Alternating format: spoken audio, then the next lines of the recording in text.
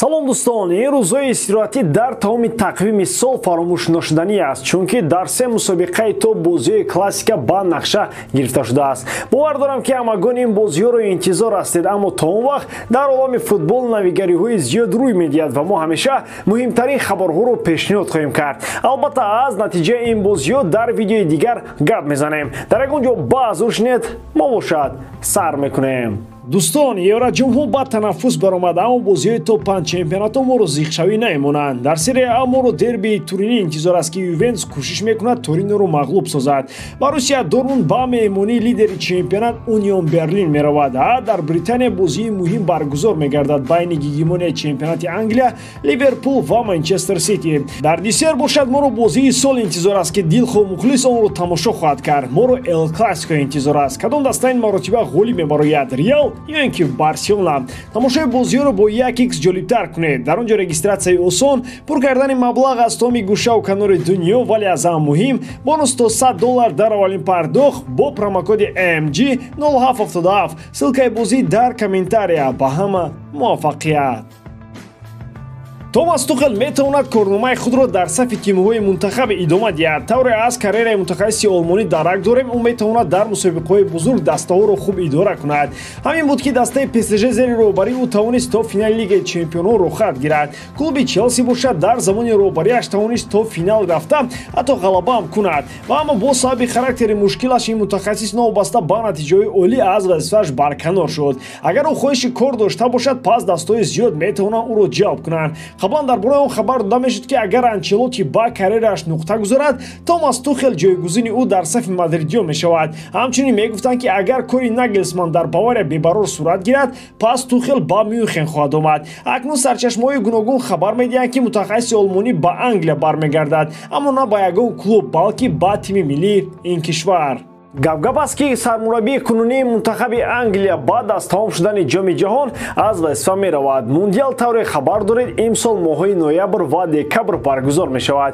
яъне пас аз 2 моҳ Тухел метавонад ба вазифаи сармураббигӣ баргардад. муҳим нест ки мунтахаби Англия дар ҷоми ҷаҳон чӣ гуна натиҷа нишон медиҳад. хоҳ натиҷа мусбат бошад, хоҳ манфӣ, Саутгейт аз вазифа меравад. ин маънои онро хоҳад дошт ки ҷо барои Тухел холӣ мешавад. дар болҳо аллакай аз ин нақша хабар дорам ва гуфта мешавад ки розигии онҳо аллакай гирифта шудааст. баъд аз чанд муддат гуфтушунидҳо метавонанд бо Томас Тухел оғоз шаванд. гап аст ки ин мутахассис муқобили кору фаъолият дар дастаи мунтахаб нест. ӯ қаблан таҷрибаи кор дар чунин шароитҳо надошта буд, вале кори сармураббигӣ дар чемпионатҳои бузург барои ӯ дарси беҳтарин шуда буд. Карим Бензима метавонад дар дастаҳои кишвари Англия карьерашро идома диҳад. бамлагари фаронсавӣ на аз дастаҳои андаку мандак, балки аз ҷониби МЮ таваҷҷӯҳ шудааст. гуфта мешавад ки амлагари фаронсавӣ ба ин таваҷҷӯҳи девҳои сурх бо нигоҳи некбинона назар мекунад. аммо роҳи асосӣ ва ё ба истило приоритет барои Бензима тамдиди шартнома бо Реал ба ҳисоб меравад. ин футболбоз мехоҳад карьераи худро дар дастаи шоҳона идома дода дар ин даста ба анҷом расонад. аммо вақтҳои охир Бензимам натиҷаҳои хуб надорад. ӯ дар беш аз 5 бозӣ гол назда аст ки ин боиси нигаронии роҳбарият шуда метавонад. алахсус Перес бемушкилӣ метавонад Бензимаро ҷавоб диҳад, агар ӯ ба голзаниҳои пайваста оғоз накунад. қарордоди кунунии футболбоз то тобистони соли 2023 амал хоҳад кард. Манчестер Юнайтед нақша дорад ки дар фасли зимистонаи трансфери ӯро ба сафи худ ҷалб кунад. бори харидории Бензима манчестериҳо 30 миллион евро пардохт карда метавонанд. Реал дар масъалаи тамдиди шартномаи Карим оромиро интихоб кардааст ва ин сабаби худро дорад. гап сари он меравад ки агар Бензима туби тиллоро соҳиб шавад, пас шартномаи ӯ ба таври автоматӣ ба муддати 1 соли дигар тамдид мешавад. аз ин лиҳоз дар Мадрид ором ҳастанд, чунки туби тиллоиро имсол Бензима бояд гирад ва қарордоди ӯ тамдид хоҳад шуд. Месси дар бораи ҷоми ҷаҳони соли 2022 ва хатарҳои пеш аз он сухан кард. ҳамдастагони ӯ дар мунтахаби Аргентина Пауло Дибала ва Анхел Ди Мария осеб бардоштанд, вале ӯ дар ин бора ибрози андеша намуд.